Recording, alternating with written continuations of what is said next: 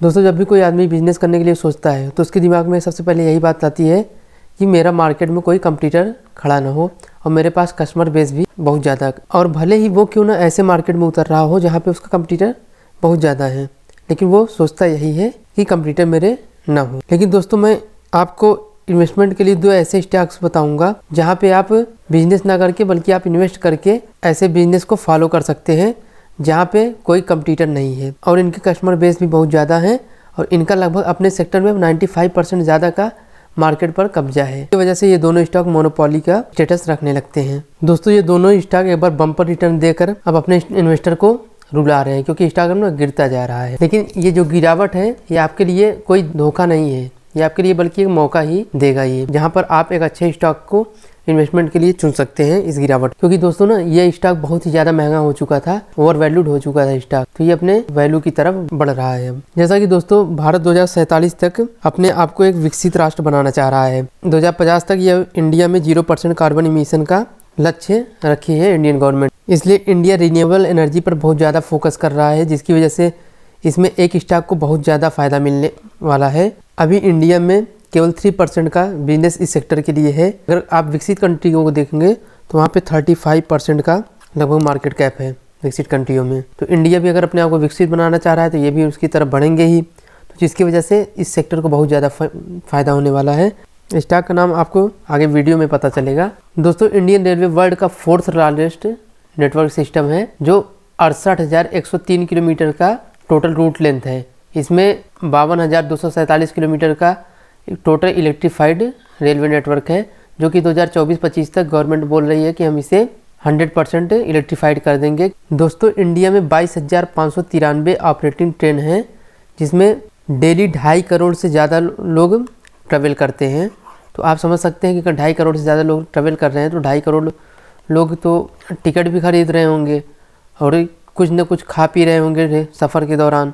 तो जो दूसरी कंपनी है आपको वो टिकट और फूड दोनों से ही सारा रेवेन्यू जनरेट करती है। दोस्तों जिस कंपनी में बात कर रहा हूँ इसका मार्केट कैप 51,320 करोड़ का है, करंट प्राइस भी 642 रुपये चल रहा है और ये 919 रुपये का 1 ईयर में हाई लगा चुका है और लो 557 रुपये का।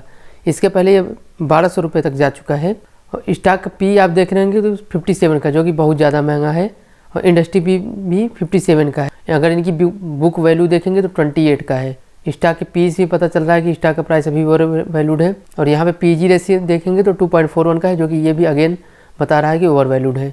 लेकिन अगर आप इसके फंडामेंटल को देखेंगे तो ROC 51%, सेल्स ग्रोथ इनका 4.34% का है, प्रॉफिट आफ्टर टैक्स 897 करोड़ का, रिटर्न ऑन इक्विटी 39% का है। वहीं पे रिटर्न ऑन एसेट देखेंगे 19.1% का है, पैट एनुअल 677 करोड़ का है, NPM लास्ट ईयर में देखेंगे 35.5% का है, प्रॉफिट ग्रोथ 111% बढ़ा है, PBV 20.29 का है, इंडस्ट्री PBV 22.9 का है, प्लेज इनका 0 है, नेट प्रॉफिट आप देखेंगे 894 करोड़ का रहा है और करंट रेशियो 1.90 का, डेब्ट टू इक्विटी 0.08 का।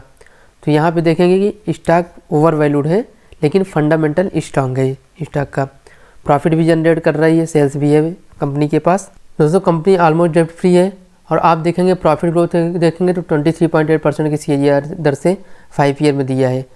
कंपनी का ROE भी गुड है और वहीं पे देखेंगे कि ये 41.3% का डिविडेंड पे आउट करते हैं। स्टॉक का जो बुक वैल्यू है आपको महंगा दिख रहा होगा, वहीं पे आप सेल्स देखेंगे तो सेल्स कम दिख रहा है, ये कोविड वजह है जो आपको बताया था, और ये जो गवर्नमेंट का स्टेक डाउन हुआ है इसकी वजह से आपको प्रमोटर की होल्डिंग डाउन दिख रही है। गवर्नमेंट ऐसा करती है क्योंकि गवर्नमेंट को जब फंड की ज़रूरत होती है तो वो अपने कंपनी में OFS ला के होल्डिंग को डिक्रीज करते हैं। दोस्तों मैं जिस कंपनी की बात कर रहा हूँ उसका नाम है IRCTC लिमिटेड और देखेंगे यहाँ के इनका कोई पीयर है ही नहीं, अकेले IRCTC का नाम दिखता है। दोस्तों अगर हम इनके रिजल्ट को देखते हैं, इनका जो सेल्स 22 से 64 करोड़ था मार्च 2020 में, वो मार्च 2021 तक 777 करोड़ हो गया था, क्योंकि इसी टाइम पीरियड में लॉकडाउन लगा था। अब वहीं पे देखेंगे फिर जैसे मार्च 2022 आया 2.5 गुना से ज़्यादा सेल्स इंक्रीज हुआ है, TTM में 2890 करोड़ का सेल्स है। वहीं पे नेट प्रॉफिट देखेंगे कंपनी का तो जो 513 करोड़ का 2020 में था मार्च, वो मार्च 2022 में आके 664 करोड़ रुपये हो गया और TTM में 894 करोड़ का है। नेट प्रॉफिट इनका इंक्रीज हुआ है देखिए यहाँ पे, तो कंपनी अच्छा परफॉर्म कर रही है। कंपनी अपनी ईपीएस में कंटिन्यू ग्रोथ। दोस्तों अब देख लेते हैं कंपनी के पास रिजर्व कितना है, लायबिलिटी कितनी है। तो आप देखेंगे कि लायबिलिटी इनका ना के बराबर है, 178 करोड़ का है।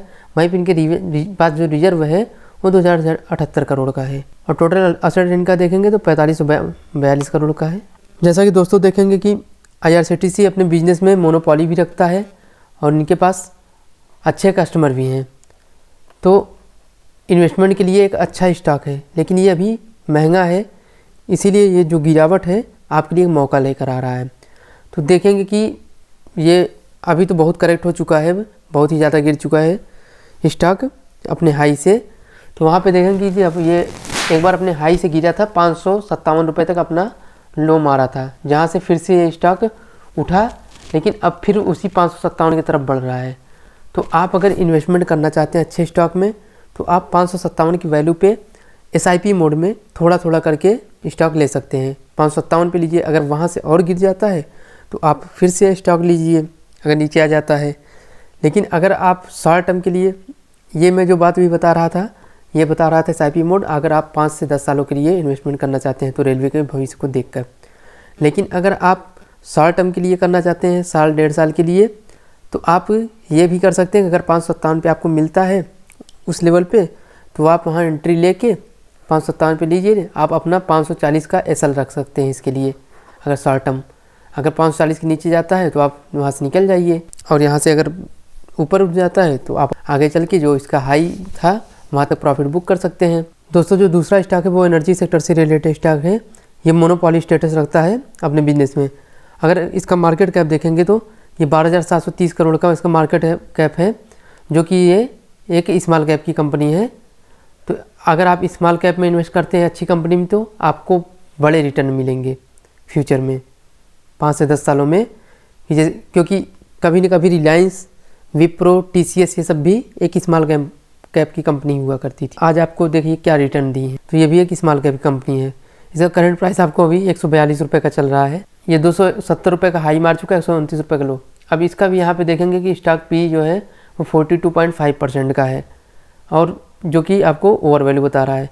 इसका बुक वैल्यू 8.37 का है, स्टॉक ओवर प्राइस है। अगर PEG देखेंगे तो PEG भी इसका भी बता रहा है कि ओवर वैल्यू है। लेकिन अगर आप इनके फंडामेंटल देखेंगे, रोज देखेंगे 63.3%, ROE देखेंगे 48.6% का है, डेप्ट वही देखेंगे 15.6 करोड़ का। कंपनी का मार्केट कैप 12,730 करोड़ का, डेप्ट 15.6 करोड़ का, जो कि डेट फ्री मान सकते हैं आप इसे। वहीं पे सेल्स ग्रोथ देखेंगे 5 ईयर में 16.5% का है। प्रॉफिट आफ्टर टैक्स 299 का है। अब यहाँ आप देखेंगे इंडस्ट्री पी जो है 26.1 का है। लेकिन जो इनकी दूसरी कंपटीटर कंपनी है ना, उसके पास 4% का मार्केट कैप है, और इनके पास 96% का मार्केट कैप है। अभी इस सेक्टर का जो भारत में बिजनेस है, टोटल मार्केट में 3% है। अगर विकसित कंट्रियों में देखेंगे तो 35% का मार्केट पर कब्जा कर बैठा है एनर्जी सेक्टर का। तो इंडिया भी इसको आगे बढ़ाएगा, जिसकी वजह से इस कंपनी को फ़ायदा मिलेगा। क्योंकि अगर इंडिया को रिन्यूएबल एनर्जी सेक्टर को आगे लाना है तो बिना इसके काम ये नहीं कर सकते हैं। कंपनी का NPM देखेंगे लास्ट ईयर का 69% का था, वहीं रिटर्न ऑन एसेट 22.4% का था। अगर प्रॉफिट ग्रोथ देखेंगे तो 12.7% का है। वहीं पे इंडस्ट्री PBV देखेंगे तो 1.8 का है। करंट रेशियो 2.14 का है, जो कि अच्छा है। तो फंडामेंटल देखेंगे कंपनी का बहुत अच्छा है, बस क्या है ओवर प्राइस्ड है। तो आप जान लीजिए कि इस स्टॉक का नाम क्या है। ये स्टॉक का नाम है IEX लिमिटेड। तो देखेंगे कंपनी पिछले मंथ में 98 करोड़ का बाईबैक प्लान लाई है, जो 10 जुलाई 2023 तक को करेगी। अगर आप इसी सोच सकते हैं कि कंपनी को भरोसा है अपने बिजनेस पे, तभी तो इतना बड़ा बाईबैक कर रही है, जिसमें 49 लाख शेयर की बाइंग करेगी। दोस्तों देखेंगे तो यहाँ पे प्रॉफिट ग्रोथ जो इनका है CAGR 24% का है लास्ट 5 ईयर में। वहीं पे अगर इनका डिविडेंड पे आउट देखेंगे तो ये 52.4% का है, जो कि IRCTC से भी अच्छा है।